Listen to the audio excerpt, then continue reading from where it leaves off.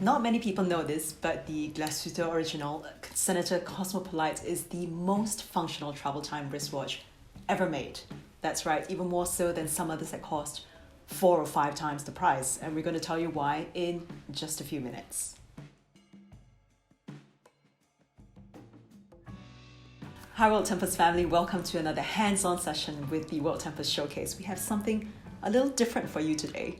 Normally, when people think of fine mechanical watchmaking, they think Swiss watches. We are here to remind everyone that there are mechanical watches being made outside of Switzerland as well. And even though I'm based in Geneva, I can say with full objectivity that there are non-Swiss watches that perform just as well or even better than their Helvetic equivalents. Please don't kick me out of Switzerland. One of the places where they do exceptional mechanical watches is a little town in East Germany called Glashütte, which will sound familiar to anyone who has more than a slight interest in horology. It's a place with an amazing history in watchmaking, and a key brand associated with this town is Glashütte Original or Glashütte Original. We have here the Senator Cosmopolite, and you can guess from the name of the watch that it's from a prestige collection, the word senator implying like an elder statesman, highly respected, while cosmopolite has the connotations of being well-traveled with an international outlook. That's extremely relevant when it comes to what this watch does, both for the wearer in terms of style and function. This is not a sports watch. It is not something you'd wear to the gym or yoga class. It has this very solid and elegantly formed case with alternating polished and matte surfaces, which contributes a lot to the overall effect.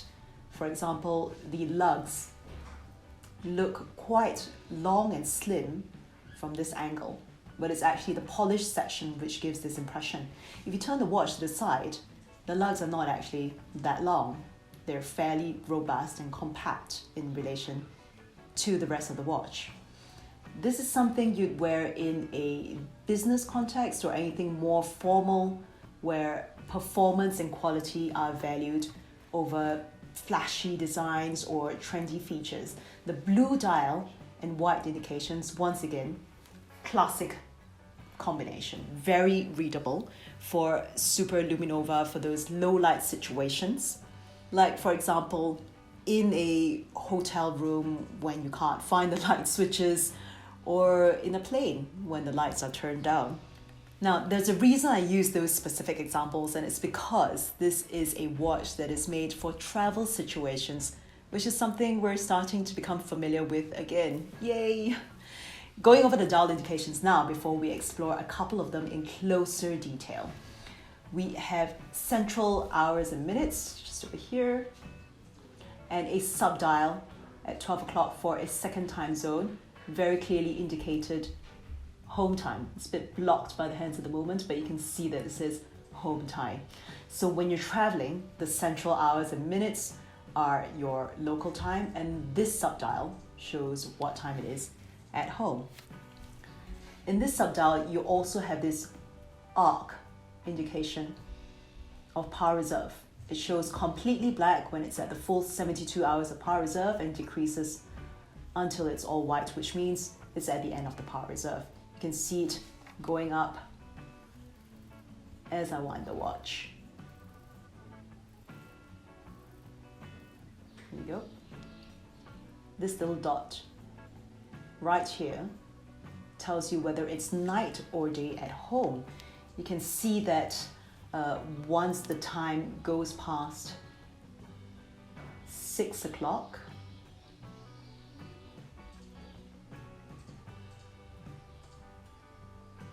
the dot goes dark, telling us that it's 6 in the evening and not 6 in the morning.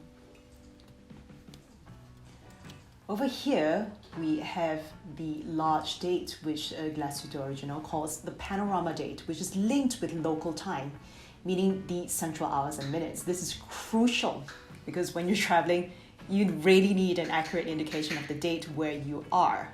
If the date is associated with home time, things could get confusing. I'll give you an example. Say you're currently in Australia and it's the morning of the 30th, but if home is somewhere in Western Europe, it's still the night of the 29th. And the date display says 29. You could miss meetings, you could miss flights, you could end up in a big pile of unpleasant stuff. So local date, local time, super important. Over here at the bottom of the dial, you have the seconds, and at 9 o'clock, there's the local day-night indication. Now, you might ask, why do I need a local day or night indication? Have you heard of this amazing thing called a window? Well, yes, obviously you could look outside to see whether it's day or night, but if your job is the kind that takes you to extreme latitudes like, I don't know, Svalbard or northernmost Alaska, the kind of place where the sun doesn't set in the summer, then, looking out the window isn't going to help a lot. Or a more likely situation, you've been traveling non-stop, this is the 4th time zone you've been in this week, you've been sitting in a windowless meeting room all day, and I'm telling you, the local day-night indication does have its uses. So, on to the 8 o'clock position here, where you have 2 little windows showing 2 time zones. They're in IATA airport codes, which frequent travelers will be familiar with. And the reason there are 2 windows is because one displays your local time zone in standard time and the other displays your local time zone if daylight savings time is in play.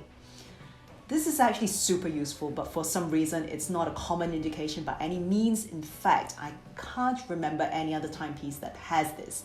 But if you think of one, please let us know in the comments. Right now, we're in the middle of summer. We're on daylight savings time here in Europe. So we look at the upper window, which is conveniently labeled DST for daylight savings time. And we are in the time zone associated with the IATA code FRA. That's Frankfurt Airport. And that's correct because Geneva is in the same time zone as Germany. And because I'm not traveling, home time and local time show exactly the same hours and minutes. Both day-night indications are also showing that it's currently, it was going to be 5:30, but now they've set it to demonstrate just now. It's 10 to 7 in the evening. Now, here's the part I really appreciate about the Glashütte Original Senator Cosmopolite. And it's why we think this pretty much blows every other travel time watch out of the water. There's an advantage of having 2 time displays like this instead of the combined dial that you see sometimes where a second hour hand indicates another time zone. You see, not all time zones are 1 hour apart. Some time zones are displaced by half an hour or 45 minutes. So let's say I'm traveling to New Delhi, which is 4.5 hours ahead of Geneva. Yes, 4.5 hours ahead. Using the crown at 4 o'clock, I can set the time, which moves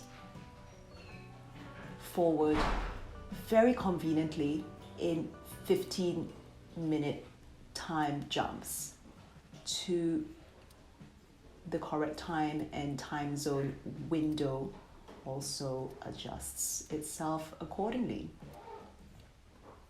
We are now, according to our local time zone window, in Delhi. And you can see that we are 4.5 hours ahead compared to home time. So, as a consequence, this watch is actually able to accommodate 35 local time zones, which is considerably more than any other travel time watch that I know of. Oh, but Suzanne, what about world time watches? The ones that usually have a map of the world and all the different hour offsets marked around the periphery of the dial? I'm glad you asked, because the world timer is a great complication. However, because there's only 1 minute hand, the maximum number of local times that can be indicated is 24. Of course, with the international dateline, you actually have countries that have the same time, different dates. It's super confusing, but let's keep it simple. 24 time zones, essentially, with the world timer.